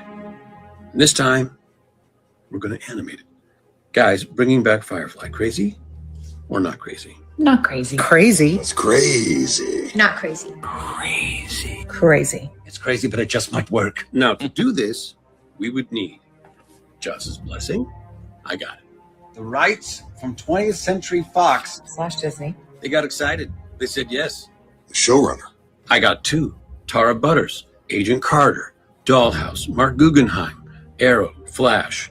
They're married. They met through Firefly. A script. We got it. An animation house. Academy and Emmy award-winning Shadow Machine. The last piece we need is a home. A home. A home. A home? A home? A home. A home. A home! And for that, we need you. Like this post. Comment on this post. Repost this post. Tag your friends. Tag your family. Tag your enemies. I'm asking you to do what you've always done. Keep Firefly alive. Oh, and I'm about to go pitch this thing, so wish me luck. Good luck, Captain Tight Pants. Good luck. Good luck. Good luck. Good luck with that, Nate. Good luck. Good luck. As of this moment, the word is... Okay, so that was the complete video. I'm excited. I've seen 2 types of people complaining about it. So fuck them both. Yeah. So I'm sorry. I'm sorry. I don't know where that came from. Yeah, well, I get it. So I'm going to tell you the complaints. People are upset that, oh, it's animated. I don't want it animated. Well, I get why they're animating it. They want to tell a story between Firefly and Serenity. I think an argument can be made Serenity is a nice conclusion to their story. You can tell stories after that, but like it's a nice conclusion. So I get setting it in that time period. Plus, it allows you to bring Alan Tudyk back, and Alan Tudyk's awesome. Yeah, I mean, so, the man is a graduate of Juilliard. Yes, like he is amazing. Yes, so you absolutely do that. You have the voice actors, the actors ready to come back and lend their voices. Sounds great. If you get a good animation house, fucking fire. Do it. I'm excited. The other argument is one where I'm like, just really fuck these guys, even though I'm kind of fuck the guys who just don't want to see the animated version because it should be awesome. People who have dug up, apparently, I want to say Mark Guggenheim is one of the showrunners, and apparently he has posted some anti-Trump stuff in his past. So of course the MAGA crowd is like, "Oh, fuck this show." The whole there's MAGA Firefly fans. Apparently, they understand what the alliance. Okay. It's like the MAGA Star Trek fans. It's like, dude, you do understand this franchise is shitting on you. Like before you even existed, You it's realize what the alliance is supposed to be, right? Yeah. You realize, like, okay. Well, dude, one of the wildest things I've ever read was I want to say it was like a really old Reddit post where somebody was saying, what's great about Firefly is that it's a conservative sci-fi show about rebels fighting up against a leftist government regime. And I'm like, okay, number one, Joss Whedon is not a right winger. Like, he's a dude with a lot of problems. He's not a right winger. And he very clearly was writing the alliance to mirror a lot of the Bush era, essentially policies of the time. It wasn't exactly subtle. Yeah, it wasn't. I mean, they should have had a general named Rumsfeld. It was just like kind of obvious. Yeah, but yeah, like I think it was obvious the one where they snuck into the Senate building in the show, and few of the how some of those politicians in there and higher ups, how the characters they cast for them, it was just kind of subtle, Joss. Yeah. But yeah, it's like, dude, it's obviously they're up against a far right fascist regime in the fucking series. If you're paying fucking attention and have any media literacy, most of these people praise AI videos as being real. So, dude, that's gross too. The amount of love they give AI videos, I'm like, fuck this garbage. I'm done with AI videos. Just fuck it all. But yeah, I personally, I'm excited for this. I think there's a very strong possibility. He has all the stuff ready to go. I think there's a very strong possibility this will end up with a home on Disney Plus. Oh yeah. I'm like, let's fucking go. Let's fucking do this. Yeah, I'm down. Do this. I mean, Firefly is legit one of my favorite series. So yeah, absolutely. It's one that I saw way after the fact, and it was one that's like, I am kicking myself for not getting into this sooner.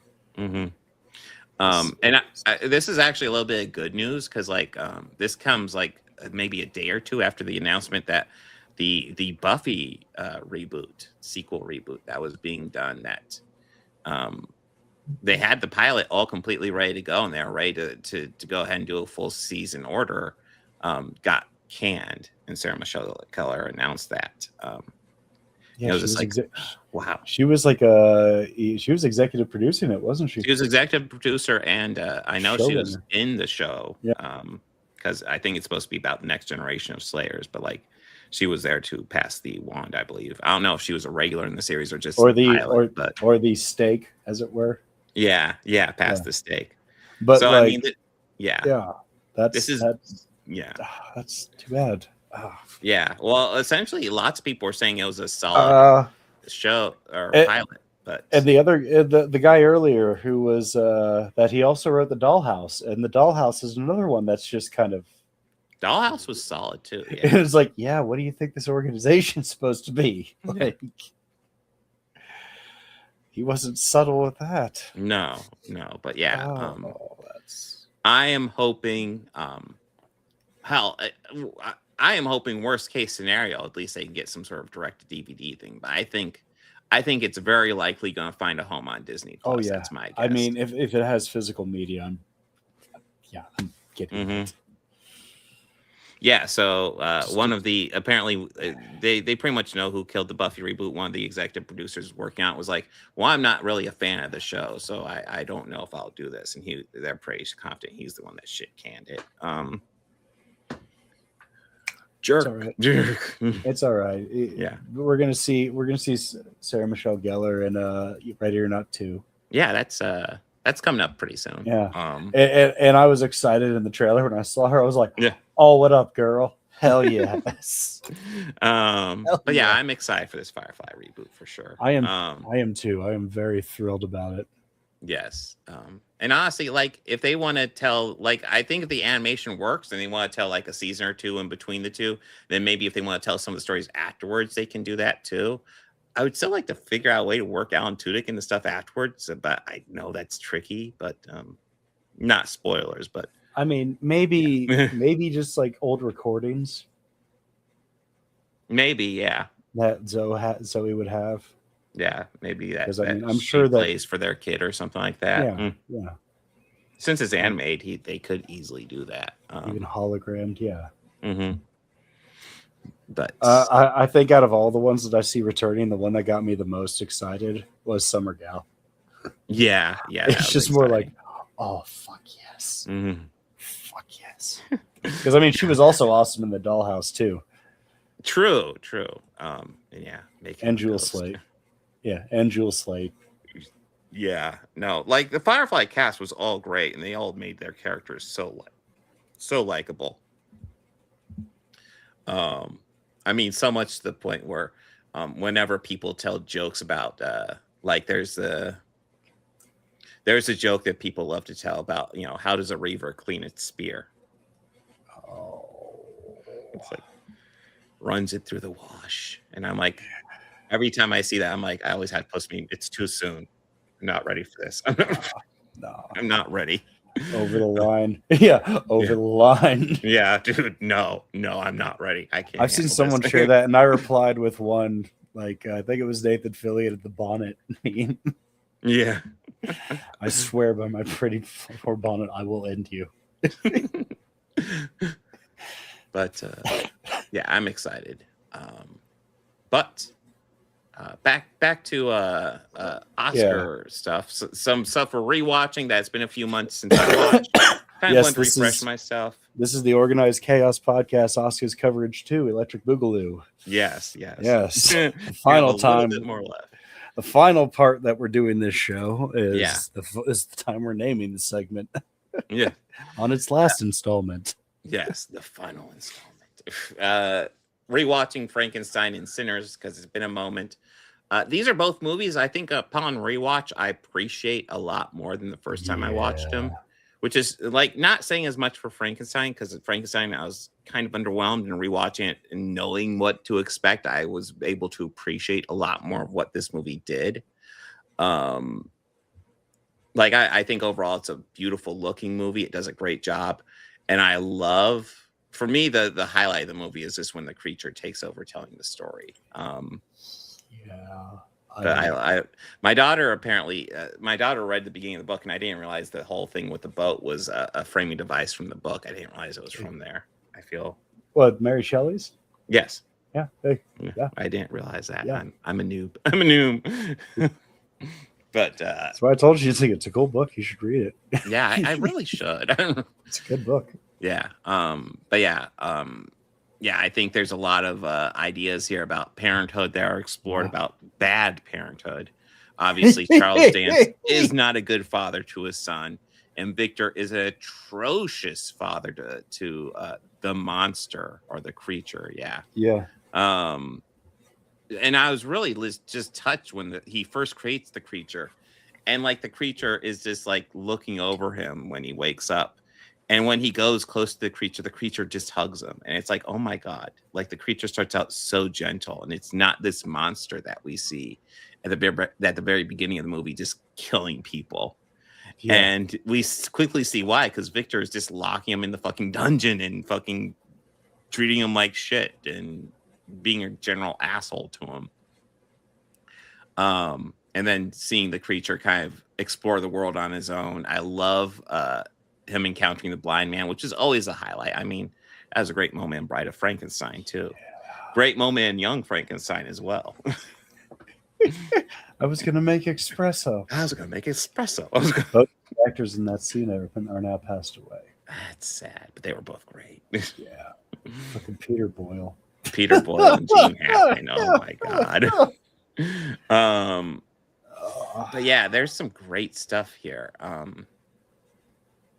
Yeah, this is a really solid retelling of Frankenstein. Yeah, it and if this is the direction that these rebooted original like Universal monster movies are going to be, I'm okay with this. Oh yeah, I was happy with this. Yeah, this was a very good one. This was really good. Mm-hmm. As someone who grew up loving those old Universal monster movies, I'll always be very critical of. Yeah, because like I grew up on the originals. Like you don't fuck with the originals.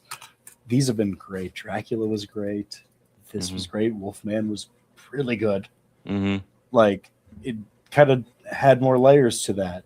Yeah, I kind of like the original layers that they added with it, with like the father and that whole lineage thing. But yeah, this was good, and I enjoyed my rewatch of it. I watched it late at night too, so it was like dark. Yeah, nice. Yeah, the snow was going crazy. Oh, dude, yeah. What the heck is up with the weather? I had the AC on last week, and now I had to turn the heat back on. We live in Ohio. Our weather is bipolar. That's true. That is what it is.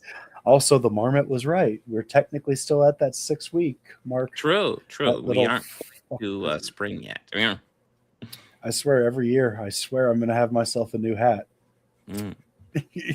But yeah, this is a really fucking good one. Won 3 Oscars. As I recall, it deserved all of them. Yeah.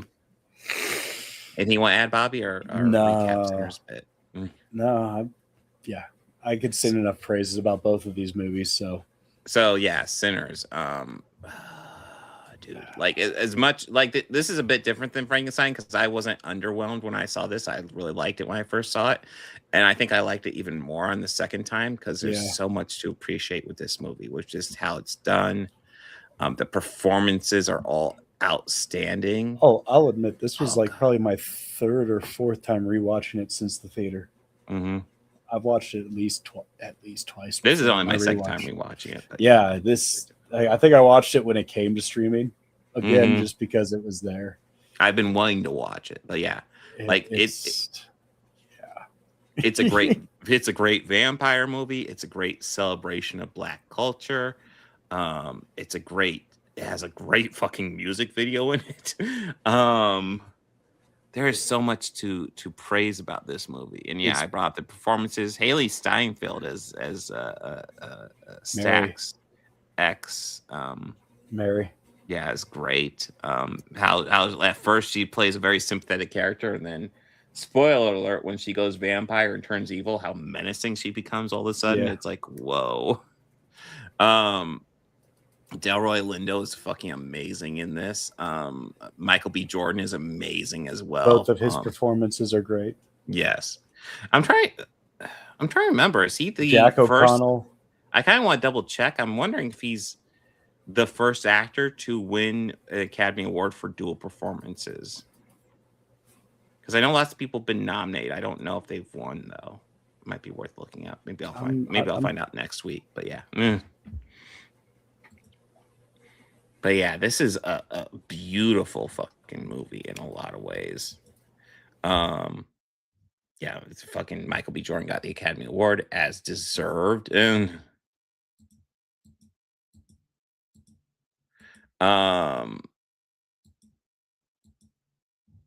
yeah, I don't know if there's enough praises I can sing of this movie.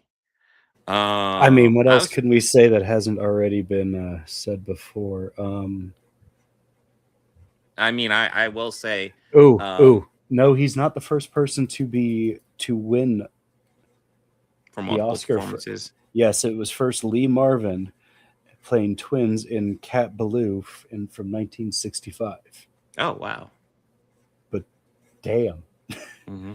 That's still a large gap for an actor to win for playing two different people. Mm-hmm. Well, how often does an actor get that? Like, Wagner Moura played 2 roles in Secret Agent, but like I feel like if he had won, like there was one role that was dominant, and then he plays the son of that character later on in the 3rd act briefly. But yeah, I feel like if he had won, it's definitely for the main character. Whereas here, like, what role is he winning for? Smoke or Stack? He's getting it for both of them. I don't know, because they're both very prominent characters. Smoke, like, was it like Smoke's always in red, right? No, Smoke's blue and Stack Smoke's is red. blue, Stack. That's right. Mm-hmm. So like Stack, like he's a little bit more casual, cool, like cocky, like loud, flashy. While Smoke is just you don't fuck with Smoke. You know? Like no, you don't. Yeah, you do not. You don't fuck with either of them. No, but like. Yeah, I would be more scared of Stack or Smoke. Stack. Oh yeah. Mm. Yeah, I'd be more scared of Smoke. Stack I could handle. Smoke is the one you need to not piss off. Yeah, but just he played them differently. Yeah, and like even with like mannerisms, like just even how they hold a cigarette. It's that, and that's the fine attention to detail that I really appreciate. Yeah, and he gave it amazing. Yeah, like even in this scene where they're arguing, Smoke was ready just to fucking kill him right there. Snake's like, no, here's your money. Get the fuck off and our plus, property. all the great things in this movie. Plus, at the end, Smoke kills a whole bunch of KKK members, and that's always just always a good thing in my book. Always a good thing. Yeah, I'm never going to complain about that. No. Even there's like racist. So there's some subtleties that, upon my many viewings of this, I didn't catch the first time, and I'm curious if you caught this. So once we first see Remick, we see him what looks like he falls or something. So I'm going to presume he was in some animal form. Maybe, yeah, he might have been or maybe he was that super jumping that we saw him do just to get away. But he was like obviously trying to get away from the Taco tribe. Now, once we see him get there and they let him in, and he obviously starts to turn, turn the husband. And I'm gonna just go ahead and presume he also got the baby. Yeah. He seems that evil, and I'm going to presume that the character of Remick is like ancient and old. Like he says that from a time long before. And, he even says how much he hated those words. I think he's from the time, ironically, on St. Patrick's Day, where he was one of the snakes that was driven out. Or, the people who didn't celebrate a Christian God, the pagans. Maybe. That's what I think he dates back from. So for him to be still alive in 1930 Americas in Mississippi, he's old. He is old, and he's been alive in feeding, which adds to that Dracula lore, I think. But I also could just be looking way too into it with that. I mean, let's be real. Remick, great villain. Jack O'Connell does a great job. He is so menacing in this. So fucking good. Oh yeah. But once he's in the cabin and you see the tribe running up, did you notice the vultures above the cabin that weren't there before? No, I missed it. I will say this rewatch, I was a little distracted, but I did still love it. That they usually fly around things that are dead. Yeah, and have been dead. I noticed that, and I was like, I had to go back up. Oh, that is subtle, Ryan Coogler. That is subtle. But rewatching it, looking for the signs, it was so good, so awesome. Such just a great fucking movie. Yeah. I don't really have any complaints about this movie, honestly. It's just I would love to see more of Remick and the tribe's interaction. But,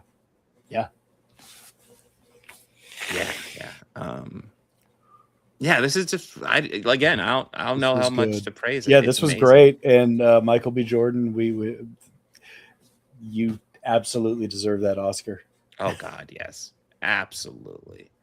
Man. And Delroy Lindo, you deserve a lifetime achievement. Yes, you do. Oscar. You're just Also the actor who Mm. played Cornbread. I can never get enough of him just like getting down, singing the Rocky Road to Dublin. I love that. He's an actor I've seen around. I don't know his name, Omar Benson Miller. Yeah, I've seen him around in so many things. Yeah, but like, he's always just good. just him just getting down in that scene. Out of everyone's like, I think he's having the most fun in this damn sequence out of all the actors. Might be.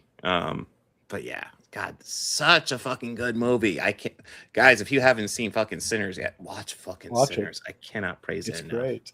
It's I think I might have a top 10 list for this year. Maybe I'll do that next time on the show. Okay. But right now, this is solidly number 2. So the best films behind Hamnet. The best films of the ones that we watched in 2025 are the ones we actually watched in 2025. Yes. Yeah. Okay. Yeah. I think that's definite. Now I wish that we don't delete the schedule after we do the show. Yeah. But yeah.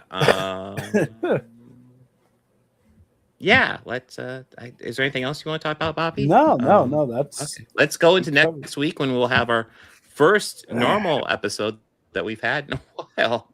Our first Oscar free. Well, it was kind of cool getting caught up with all the Oscars. That was. Because there's lots of movies I just hadn't seen. I don't know if I would have seen Hamnet on my own, and I'm glad I did. And I wouldn't have. Now it's in the. I almost certainly wouldn't have seen F1 on my own, and I'm not missing anything. Yeah, I wouldn't either. I would have protested it if you scheduled it. Let's see. Next week looks like we got. We got Daredevil Born Again Season 2, Episode 1. And then we got so real quick, I want to add a caveat to that. If they end up releasing more than one episode, we'll just do whatever episodes they release. I believe scheduled is only supposed to be the first one, though. Okay. And we're going to wrap up. Good to you, Bobby? Yeah, that sounds good. And then we're going to wrap up One Piece Season 2, Episodes 5 through 8. And follow that up with the new film Project Hail Mary. Yeah, which I'm excited to watch, and I actually got my kids excited to watch it too, so the whole family will go see that one, which will be fun. It's been a long time to get the whole family to watch a movie or go to the movie. My daughter usually goes with me, but not always. My son hasn't wanted to go for a while, and I was shocked showing him the Project Hail Mary trailer. He's like, "Oh, I want to go see that." I'm like, "Oh, awesome." I think the only movie I know he wants to see coming up is the Super Mario Galaxy movie. Oh yeah, I mean he's that age. Yeah, yes, he is. Yeah. But yeah, that's the plan for next week. Let's see. So I think Dane, Actual Phantom, has a stream plan for tomorrow. I will be live on my regular schedule on Thursday, and I think other than that, then it's just a podcast on Tuesday. So that's the plan for this week. Anything you want to bring up, Bobby, before we sign out? No. Wow, this is probably one of the longer episodes we've had in a while, too. Yeah. Lots to cover. Yeah, Ready or Not is hitting theaters. We'll check it out next week, though. It is on the agenda. I think it sucks they're doing it the same week as Project Hail Mary, but we'll get to them.